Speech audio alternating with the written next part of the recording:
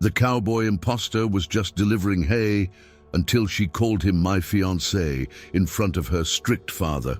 Picture the situation. You're just doing your job, delivering hay on a remote Texas farm, when suddenly a frantic young woman grabs your arm and screams, "Dad, this is my fiancé," in front of a man who looks like he could bury you alive in the desert. Jake Morrison, a simple 28-year-old farmhand, never imagined that a routine delivery to the Mackenzie farm would turn into the most dangerous and life-changing moment of his life. What he didn't know was that this desperate lie from a woman in distress would not only save her life, but also reveal secrets that would change both their fates forever. Sweat dripped down Jake's tanned forehead as he unloaded hay bales from his blue Ford pickup truck under the blazing Texas midday sun.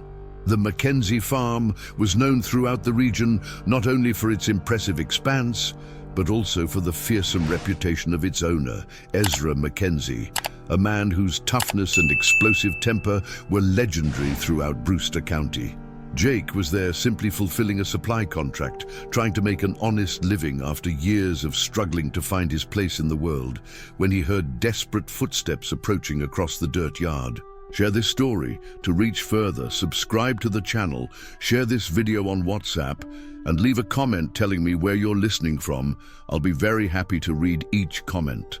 Now, let me tell you a story that will touch your heart and show you how a lie can become the most beautiful truth of two lives. Jake Morrison grew up never knowing what it meant to have a real home.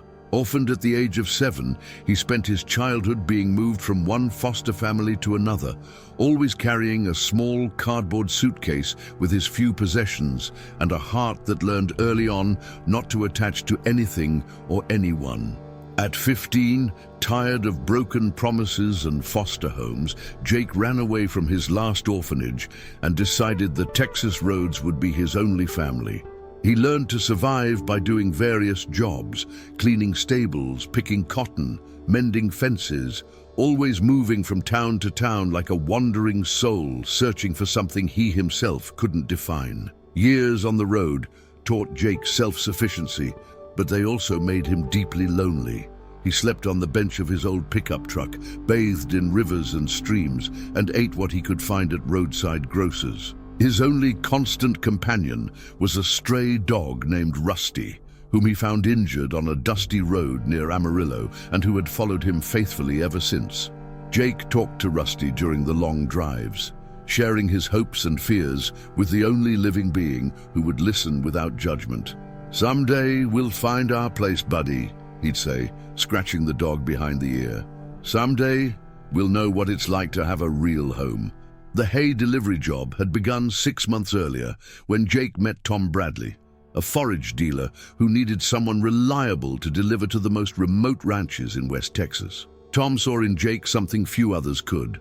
Behind the rugged exterior and reserved manner lay a man of integrity, hard work, and desperately in need of an opportunity. "You look like someone who knows the value of honest work," Tom had said, extending his hand to seal the deal. "And I need someone who isn't afraid of long distances and difficult customers." Jake took the job, not just for the money, but because finally someone trusted him enough to give him real responsibility. Jake's delivery route included some of the most isolated and traditional ranches in Texas, places where outsiders were greeted with suspicion and where a man's word was worth more than any signed contract. He had learned to behave respectfully and discreetly, greeting with a simple tip of the hat, speaking only when necessary, and always keeping his distance from family matters. Jake knew his presence was tolerated only as long as he was useful, and that any misstep could mean not only the loss of his job, but also serious trouble with men who would not hesitate to protect their property and their families from any perceived threat. That September morning, as he drove down the dusty road to the Mackenzie farm, Jake felt a strange uneasiness in his chest. Rusty, who normally slept in the passenger seat, was agitated, staring out the window and sniffing the air as if sensing something. The Mackenzie farm was known throughout the region not only for its expanse and prosperity, but also for the stories that circulated about Ezra Mackenzie, a man who had built his empire with an iron fist and who tolerated no disrespect or interference in his business. Jake had heard rumors in bars and gas stations about the farmer's fiery temper, how he protected his family with fanatical zeal, especially his only daughter, who was rarely seen in town. When he finally reached the gate of the Mackenzie farm, Jake felt a chill run down his spine when he saw the sign warning, "Private property. Trespassers will be prosecuted." The farm's entrance was impressive. A wrought iron archway bearing the family name in large letters, flanked by stone columns that gave the place an almost majestic air. Jake drove slowly along the dirt road that wound through seemingly endless pastures, where hundreds of cattle moved lazily under the Texas sun.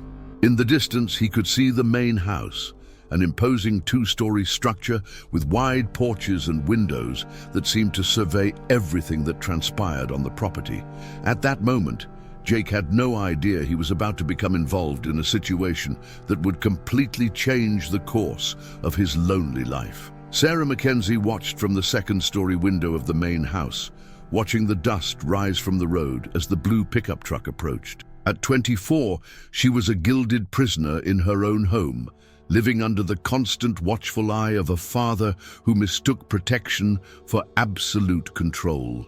Sarah couldn't remember the last time she'd left the farm alone, spoken to anyone outside without Ezra Mackenzie's strict supervision, felt the freedom to make decisions about her own life. Her days repeated themselves in a stifling routine, waking up early, helping with the housework, studying the farm management books her father selected for her, and spending the afternoons embroidering or reading on the porch, always under the watchful eye of Maria, the housekeeper who also served as her guardian.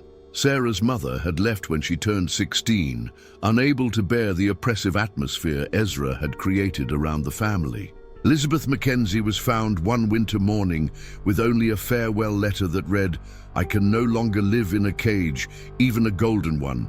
Forgive me, Sarah, but if I stay another day, I will go mad." Sarah never heard from her mother again, but secretly harbored the hope that one day she would return for her. Ezra never mentioned his wife's name again, as if she had never existed, and forbade Sarah from making any mention of the matter. The house became a place of heavy silences and unspoken glances, where love was demonstrated through overprotection and control. Isolation had transformed Sarah into an introspective but also dreamy young woman. She devoured books about distant places, different cultures, adventures she could never experience. Hidden under her mattress, she kept a diary where she wrote her fantasies of freedom, her imaginings of what it would be like to live in a big city, work, meet people, maybe even fall in love with someone who saw her as a whole person, not just property to be protected. "Today I dreamed I was at a train station," she wrote in the last entry. "I had a ticket in my hand and could go anywhere I wanted.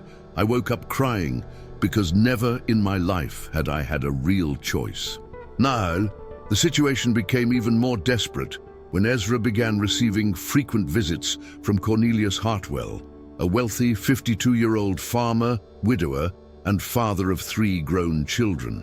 Ezra had decided that Cornelius would be a suitable match for Sarah, someone who could unite 2 of the county's largest landholdings through marriage. Sarah felt sick whenever she saw the man approach the house, with his possessive looks and his way of talking about her as if she were a broodmare.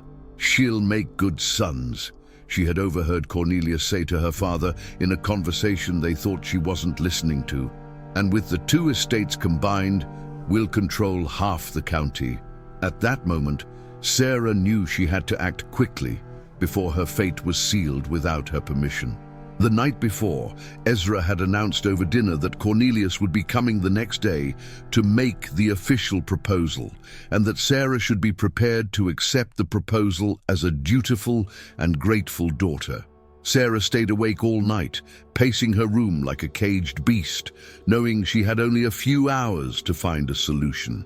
She considered running away, but knew she wouldn't get very far without money and without knowing the world beyond the confines of the farm. She considered hiding, but the property wasn't large enough to hide anyone for long. It was then that she heard the sound of a pickup truck approaching on the road and saw through the window a young man beginning to unload bales of hay into the yard. Sarah walked down the stairs with her heart pounding, knowing this might be her only chance. She didn't know the man, didn't know his name, had no idea of his character, but he represented something she hadn't seen in years, a possibility. As she left the house and walked toward the truck, Sarah felt her legs tremble, but also a determination she hadn't known she possessed.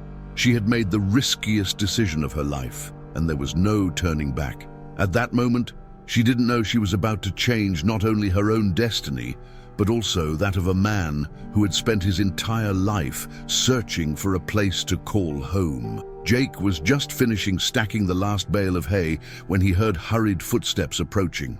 He turned and saw a young woman walking toward him with an expression that mixed desperation and determination. Sarah Mackenzie was even more beautiful than the few descriptions he'd heard in town.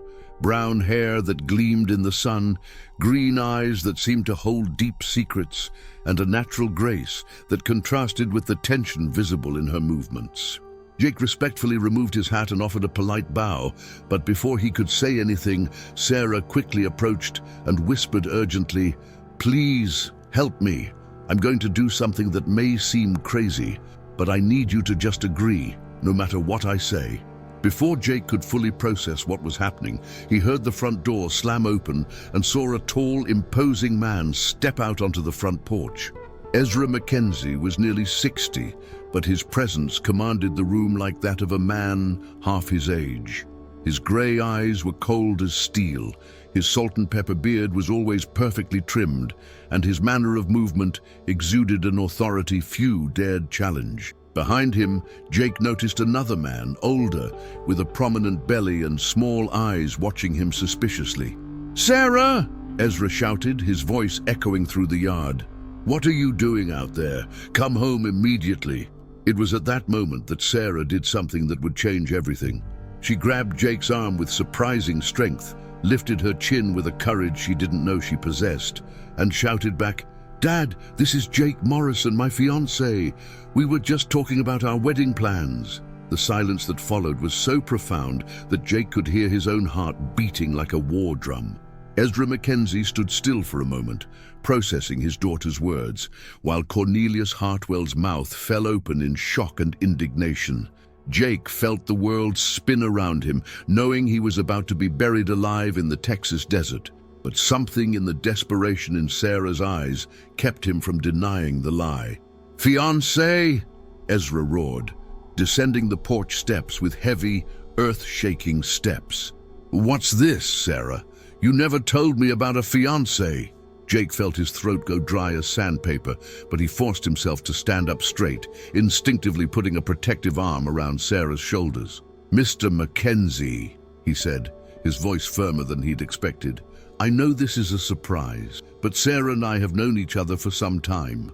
I didn't want to introduce myself without making sure my intentions were serious." He could feel Sarah tremble slightly against his side, but she held her head high, backing up her lie with a determination that impressed Jake. Cornelius Hartwell took a few steps forward, his face flushed with anger and humiliation. "This is ridiculous, Ezra. We had an agreement. Your daughter can't be engaged to a haymaker." Jake felt anger rise in his chest at the contempt in the man's voice, but he maintained his composure, knowing that any aggressive reaction could put Sarah in danger. "My work is honest, sir," Jake replied with dignity. "I may not have land or fortune, but I have character, and that's what matters to Sarah." He looked Ezra directly in the eye, not with defiance, but with the firm respect of a man who knows his own worth, regardless of what others might think. Ezra studied Jake for long moments, his grey eyes scanning every detail of the young man's face, searching for signs of deception or weakness. Jake held his gaze steady, knowing any hesitation could be fatal for both of them. "How long?" Ezra finally asked, his voice low and dangerous. "How long have you known each other, and why is this the first time I've heard of it?"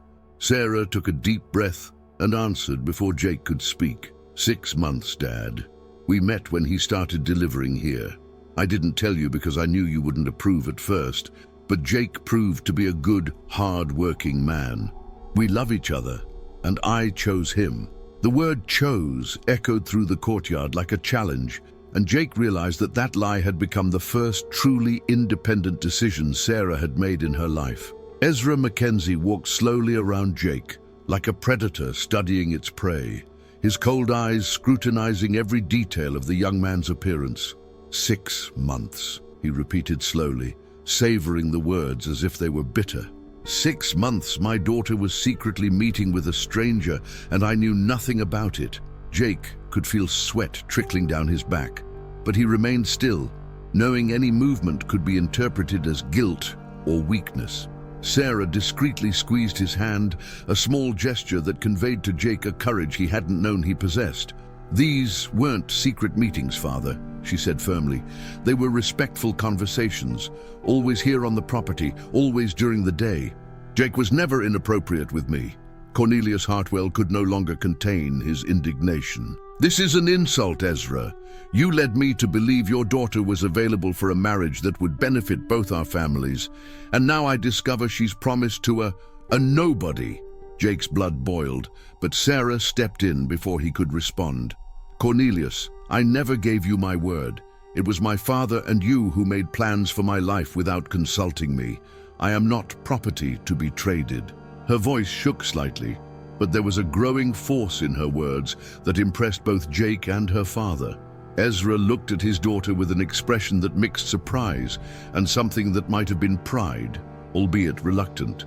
"Young man," Ezra addressed Jake, his voice thick with authority and veiled threat, "if you truly intend to marry my daughter, you will have to prove yourself worthy of her. Sarah Mackenzie is no ordinary girl. She is heiress to one of the largest estates in Texas, and her husband must be able to protect and provide for her to the standard she is accustomed to." Jake swallowed, knowing his modest income as a hay deliveryman wouldn't impress anyone, but he decided to gamble on honesty. "Mr. Mackenzie, I can't offer wealth, but I can offer honest work, dedication, and respect. Sarah is worth more than any fortune, and I would do anything to make her happy." Ezra stood before Jake, so close that Jake could smell the strong coffee and tobacco that permeated the farmer's clothes. "Anything?" he asked, his voice low and dangerous. "Then prove it. You have 1 week to show me you can work like a real man. You will work here on the farm, under my supervision, doing what I tell you, when I tell you. If at the end of the week I believe you have the potential to be a Mackenzie, we will discuss marriage. If not..." He didn't finish the sentence, but the meaning was clear in the air. Jake felt Sarah squeeze his hand again, and when he looked at her, he saw a gratitude and hope in her green eyes that made his heart race. "I accept," Jake replied without hesitation, knowing he was committing to something that might be impossible, but unable to disappoint the woman who had placed her life in his hands. "I will work whatever it takes to prove myself worthy of Sarah." Ezra nodded curtly, as if he had expected this answer. "Cornelius," he turned to the other man who was still red with anger, "our agreement is on hold until this situation is resolved. If the boy fails the test, we will return to the original negotiations." Cornelius mumbled something unintelligible, but nodded, clearly displeased, but unwilling to directly challenge Ezra Mackenzie. Sarah let out a sigh of relief so audible that everyone turned to her. "Thank you, Dad," she said, her voice thick with genuine emotion. "I know this is hard to accept, but Jake is a good man. You'll see." Ezra studied his daughter for a moment, and Jake realized that beneath the rigidity lay a deep and complicated love. 1 week, Ezra repeated, looking back at Jake. "You will sleep in the shed with the other workers, eat in the kitchen, and work from sunrise to sunset. Maria will supervise your interactions with Sarah. No private conversations, no inappropriate gestures. Do you understand?" Jake nodded, knowing he had just accepted the most important challenge of his life, unsure if he would be able to overcome it. Jake's first morning at the Mackenzie farm began before dawn when he was awakened by Pedro, the Mexican foreman who managed the farmhands. "Get up, gringo," Pedro said with a half smile. "The boss wants you in the stable in 5 minutes." "And if I were you, I wouldn't be late a second." Jake dressed quickly, still trying to process the reality of his situation. He had spent the previous night in the workers' barracks, a simple but clean building, sharing the space with 5 other men who eyed him with a mixture of curiosity and skepticism. "So you're the brave one who wants to marry the princess," one of them had commented. "I hope you know what you're doing, because old Mackenzie has broken men stronger than you." Ezra was waiting for Jake in the main barn, holding a seemingly endless list of tasks. "Today you'll clean all the stalls, fix the north pasture fence, help vaccinate the cattle, and haul hay to the barns. Tomorrow we'll have other tasks," he announced, in a voice that brooked no argument. Jake looked at the list, mentally calculating the time each task would take, and realized Ezra had devised a nearly impossible test for one man. "Is there a problem?" Ezra asked, noticing Jake's expression.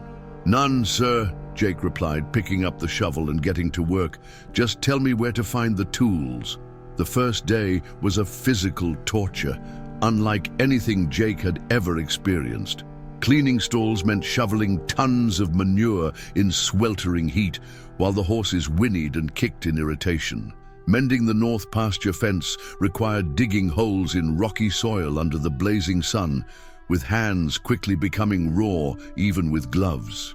Vaccination of the cattle was perhaps the most dangerous task, as the animals were stressed and some were particularly aggressive. Jake ended the day with an aching body, his clothes soaked with sweat and dirt, and the certainty that Ezra was deliberately trying to break his spirit.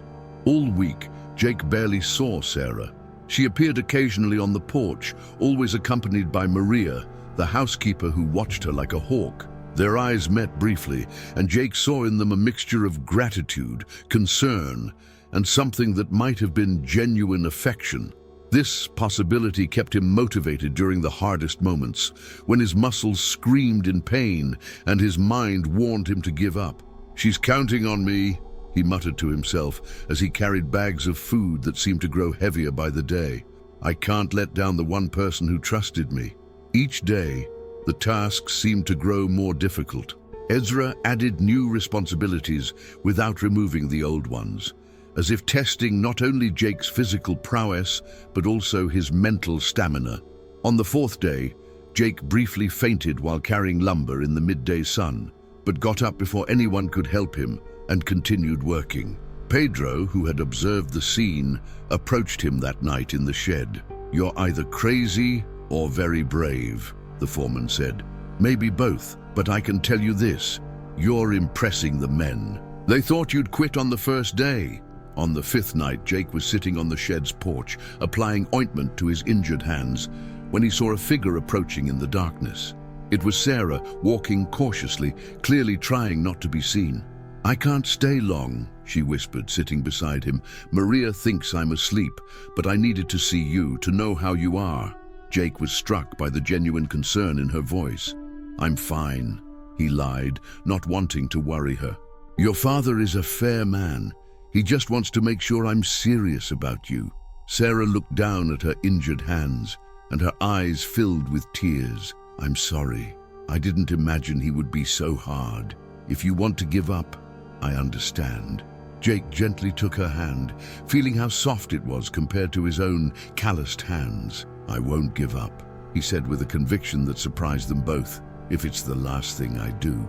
The 6th day brought a storm that turned the farm into a sea of mud and trouble. Jake awoke to the sound of thunder and the sounds of frightened animals, knowing it would be a particularly difficult day. Ezra appeared at the shed earlier than usual, his expression grim and boisterous. "Today is the most important day," he announced, his voice piercing through the sound of the rain. "Some of the cattle are trapped in the low pasture, where it always floods when it rains heavily. We need to get them out before the water rises any higher, or we'll lose dozens of head." Jake stood up immediately, knowing this would be his final test. the task that would determine whether he would be accepted or rejected forever. The ride to the low pasture was a terrifying experience.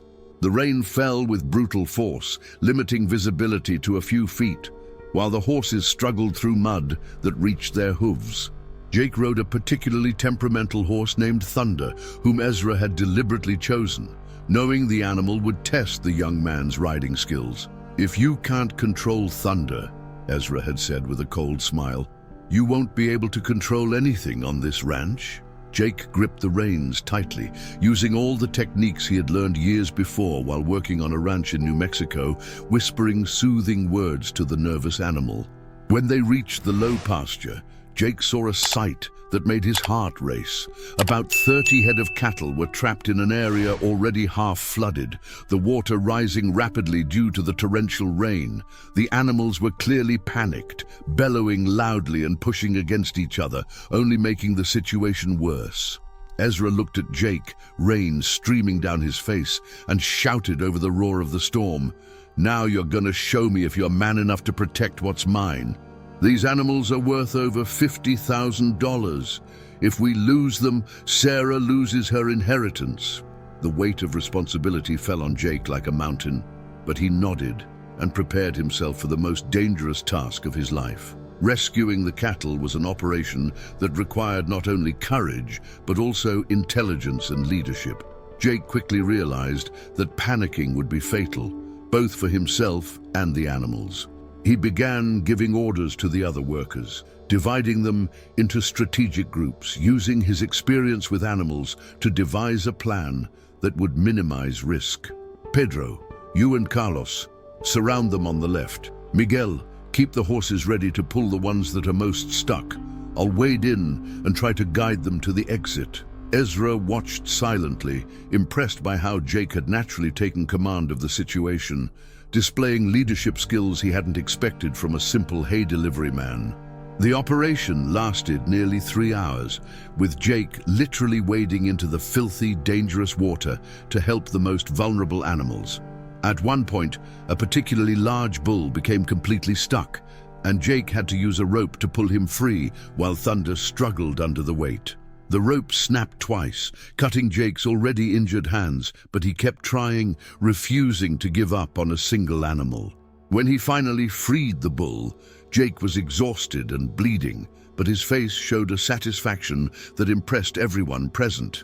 "Now I understand why Sarah chose you," Pedro muttered to himself, watching Jake personally help each animal out of the bog. When the last animal was safely secured, Jake dismounted Thunder and stood in the rain, breathing heavily, his clothes soaked and torn, his hands trailing blood mixed with the storm water. Ezra approached him slowly, and for the first time since they'd met, there was something different in his eyes. "In 40 years of running this farm," he said, his voice almost lost in the roar of the rain, "I've never seen a man risk so much for animals that weren't even his. You saved not only the cattle, Jake Morrison, but you also proved you have the heart of a true farmer." Jake looked at Ezra, barely able to believe what he was hearing, feeling that perhaps, for the first time in his life, he had found not just a job, but a family. Jake wakes up sore after days of hard work on the farm, but is summoned to the main house by Pedro, who warns him that something important is coming. There, he is greeted by Ezra, Sarah's stern father, with a surprisingly warm welcome, and also by Sarah herself, now with a newfound lightness and freedom. Ezra recognizes Jake's effort, courage, and heart during the difficult week, emphasizing that he has proven himself worthy not only as a worker, but as a man. More than that, he acknowledges that Jake has demonstrated true love for his daughter. Emotionally, Sarah confesses that the engagement, which was once just a pretense, has become true. She's fallen in love with Jake. He, in turn, reveals that he also loves her deeply and proposes now out of love, not necessity. Sarah says yes, and the kiss they seal is a new beginning for them both. Ezra, moved, accepts Jake as his son-in-law and future business partner, marking the end of an ordeal and the beginning of a new family built on respect, love, and redemption. And so, A desperate lie became the most beautiful truth two lonely souls could ever discover. Jake and Sarah were married 3 months later in a ceremony that brought together the entire Brewster County community, proving that true love can be born from the most unlikely circumstances. If this story touched your heart, subscribe to the channel for more inspiring stories. Share this video with anyone who needs to believe that life always holds wonderful surprises, and leave a comment with which part of the story touched you most. Thank you for being part of this journey of love and redemption.